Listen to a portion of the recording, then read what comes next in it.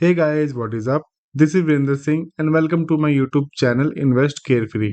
अगर आप लोग भी म्यूचुअल फंड में इन्वेस्ट करते हो या फिर इन्वेस्ट करना चाहते हो बट कहीं ना कहीं कंफ्यूज हो कि आपके लिए कौन सा म्यूचुअल फंड बेस्ट रहेगा या कौन सा नहीं, क्योंकि मार्केट में इतने सारे म्यूचुअल फंड है कि समझ ही नहीं आता कि कौन सा म्यूचुअल फंड किस चीज के लिए है एंड कौन सा किस चीज के लिए।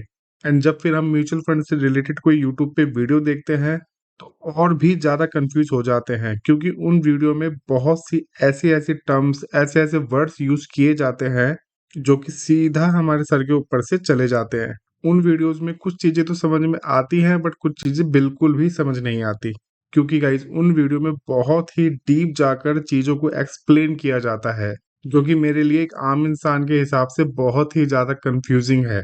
तो गाइज आपको टेंशन लेने की बिल्कुल भी जरूरत नहीं है, क्योंकि इस वीडियो में मैं आपको बहुत ही सिंपल तरीके से बताऊंगा ताकि आप लोगों को ज़्यादा कंफ्यूजन भी ना हो एंड आपको पता भी चल सके कि म्यूचुअल फंड कितने टाइप्स के होते हैं। एंड इस वीडियो को देखने के बाद आप किसी भी म्यूचुअल फंड के बारे में बहुत ही आसानी से पता लगा पाएंगे कि ये म्यूचुअल फंड किस चीज़ का है एंड आपको इसमें इन्वेस्ट करना चाहिए भी या नहीं। तो बिना टाइम वेस्ट किए फटाफट से वीडियो को स्टार्ट करते हैं। Types of mutual fund. Guys mutual fund मोटा मोटा तीन टाइप के होते हैं। सबसे पहले होता है इक्विटी म्यूचुअल फंड्स। ये म्यूचुअल फंड्स वो होते हैं जो डायरेक्टली किसी कंपनी में किसी स्टॉक्स में इन्वेस्ट करते हैं। इस म्यूचुअल फंड के अंदर आप जितना भी अमाउंट डालोगे वो किसी न किसी कंपनी के स्टॉक्स में ही जाके इन्वेस्ट होगा। इसके अंदर भी तीन कैटेगरी आती हैं। पहली कैटेगरी है लार्ज कैप। लार्ज कैप के अंदर स्टॉक मार्केट की टॉप 100 कंपनीज आती है, जैसे कि रिलायंस हो गया, एचडीएफसी बैंक हो गया। अगर आप इस म्यूचुअल फंड के अंदर इन्वेस्ट करेंगे तो आप डायरेक्टली स्टॉक मार्केट की 100 कंपनीज के अंदर इन्वेस्ट कर रहे होंगे। इसके बाद आता है मिड कैप। मिड कैप के अंदर स्टॉक मार्केट की 101 से लेके 250 तक की जो भी कंपनीज है वो मिड कैप के अंदर आती है। मिड कैप म्यूचुअल फंड को मिनिमम मिड कैप के अंदर 65% इन्वेस्ट करना ही करना होता है। एंड इसके बाद जो लास्ट कैटेगरी आती है वो है स्मॉल कैप। आपको नाम से ही पता चल रहा होगा, स्टॉक मार्केट की जो टॉप 250 कंपनीज है उन कंपनीज के बाद जो भी कंपनीज आती है वो स्मॉल कैप के अंदर आती है। स्मॉल कैप म्यूचुअल फंड को यहाँ पे मिनिमम 65% स्मॉल कैप के अंदर इन्वेस्ट करना ही होगा एंड बाकी बचा हुआ वो मिड कैप या लार्ज कैप में भी इन्वेस्ट कर सकते हैं अपने म्यूचुअल फंड को ग्रोथ के साथ साथ स्टेबिलिटी भी देने के लिए। अब इन सबको मिक्स करके एक कैटेगरी और बन जाती है, उसको आप large cap and mid cap भी बोल सकते हैं, आप उसको फ्लेक्सी कैप भी बोल सकते हैं। वो कस्टमाइज म्यूचुअल फंड्स होते हैं बट मेनली ये तीन ही इक्विटी के म्यूचुअल फंड्स होते हैं, large cap, mid cap and small cap. इसके बाद जो हमारी म्यूचुअल फंड की कैटेगरी आती है वो आती है डेप्थ म्यूचुअल फंड।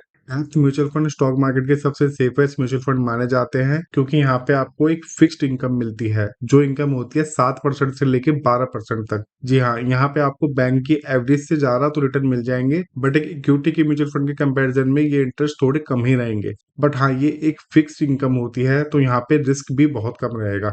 इस म्यूचुअल फंड में आते हैं government bonds, corporate bonds and so on. आपने यूट्यूब की बहुत सारी म्यूचुअल फंड रिलेटेड वीडियोस में सुना होगा लिक्विड फंड। जी हाँ, वो भी इसी डेप्थ म्यूचुअल फंड की कैटेगरी में ही आता है। अगर आप एक फिक्स्ड इनकम चाहते हैं एंड ज्यादा रिस्क भी नहीं लेना चाहते तो आप डेप्थ म्यूचुअल फंड जैसे म्यूचुअल फंड्स के अंदर इन्वेस्ट कर सकते हैं। एंड इसके बाद जो हमारी लास्ट कैटेगरी आती है वो है हाइब्रिड म्यूचुअल फंड्स। गाइस ये कुछ नहीं है, ये equity and depth mutual fund का एक कॉम्बिनेशन होता है। हाइब्रिड म्यूचुअल फंड के अंदर कंपनी इक्विटीज एंड डेप्थ दोनों को मिला के म्यूचुअल फंड बनाती है ताकि इक्विटी का एक्सपोजर भी मिले एंड डेप्थ म्यूचुअल फंड्स की वजह से आपका पोर्टफोलियो स्टेबल भी रहे। इसके अलावा म्यूचुअल फंड्स की कैटेगरी में कुछ माइक्रो कैटेगरीज भी होती है, उसके बारे में हम इस वीडियो में बात नहीं करेंगे क्योंकि ये वीडियो सिर्फ उन्हीं लोगों के लिए जिन्होंने अभी म्यूचुअल फंड के अंदर अपनी जर्नी स्टार्ट करी है। तो उन लोगों को ज्यादा कंफ्यूज ना करते हुए मैंने ये म्यूचुअल फंड्स की मेन मेन कैटेगरी बता दी है। इसके अलावा सोल्यूशन ओरिएंटेड म्यूचुअल फंड्स भी होते हैं, गवर्नमेंट की कुछ स्कीम्स भी होती हैं, फोकस फंड, एएलएसएस फंड, ये सब बहुत सारी माइक्रो कैटेगरीज होती हैं। मेनली ये तीन ही कैटेगरी होती है जो आपकी स्क्रीन के ऊपर है, एक है इक्विटी, एक है डेप्थ म्यूचुअल फंड, एक है हाइब्रिड म्यूचुअल फंड। तो चलेगा, एक बार एक दो एग्जांपल के साथ समझ लेते हैं कि कौन सा म्यूचुअल फंड कौन सी कैटेगरी में फॉल करता है। तो गाइज ये मैंने अपना ग्रो का अकाउंट खोल लिया है। यहाँ पे म्यूचुअल फंड्स में चलते हैं एंड यहाँ पे किसी भी म्यूचुअल फंड को देखते हैं, जैसे कि यहाँ पे लिखा आ रहा है Motilal Oswal mid cap fund. तो गाइज ये mutual fund equity mid cap के अंदर आ रहा है। इसके बाद आ रहा है बंधन स्मॉल कैप फंड, ये mutual fund equity small cap के अंदर आ रहा है। एंड यहाँ पे आप गोल्ड फंड देख पा रहे होंगे। ये मैंने आपको बताया था स्कीम्स होती है, अलग अलग टाइप की म्यूचुअल फंड भी होती है जो फोकस्ड होते हैं किसी भी एक चीज को लेकर। ये गोल्ड को लेकर फोकस्ड है, तो इससे आपको आइडिया लग गया होगा इन तीनों कैटेगरी के अलावा कैसे म्यूचुअल फंड्स होते हैं। एंड इसके बाद जो चौथा आ रहा है वो आ रहा है Nippon India multi cap fund. ये भी इक्विटी का फंड है, बट इसके अंदर आपको large cap, mid cap and small cap, तो इसके अंदर आपको तीनों कैटेगरी की कंपनी के स्टॉक्स मिल जाएंगे। तो गाइज आई होप मैंने आपको जो भी समझाने की कोशिश करी है आपको वो समझ में आ गया होगा। अगर आपको नहीं पता कि आप फोन पे ऐप की मदद से म्यूचुअल फंड के अंदर कैसे इन्वेस्ट कर सकते हो, तो आपकी स्क्रीन पे जो वीडियो दिख रही है इस वीडियो को अभी के अभी प्ले कीजिए। मैं मिलता हूँ आपसे इसी वीडियो में, तब तक के लिए बाय।